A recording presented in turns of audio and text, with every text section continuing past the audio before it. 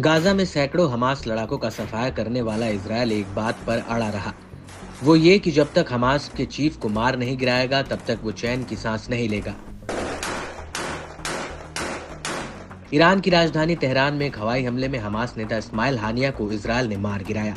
Hamas नेता इस्माइल हानिया Iran के नए राष्ट्रपति के शपथ ग्रहण में भी शामिल हुआ था, जिसके बाद से ईरान अब इजरायल पर हमला करने की पूर्ण रणनीति बनाने में जुट गया है।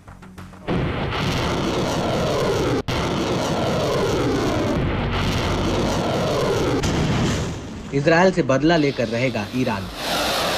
ईरान के सर्वोच्च नेता अयातुल्ला अली खामेनेई ने इजरायल से बदला लेने का संकल्प जताया है। हमास के राजनीतिक ब्यूरो के प्रमुख ने भी हानिया की मौत के लिए इजरायल को जिम्मेदार ठहराया। ईरान के अर्धसैनिक बल रेवोल्यूशनरी गार्ड ने कहा कि वह हानिया की हत्या की जांच कर रहा है।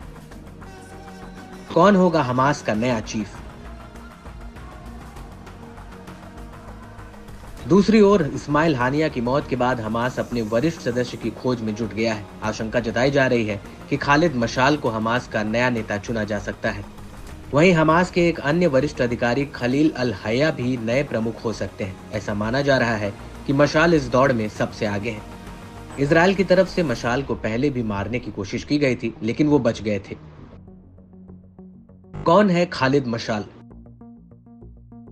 मशाल का जन्म 28 मई 1956 को वेस्ट बैंक में रामल्ला के पास सिलवाड़ में हुआ।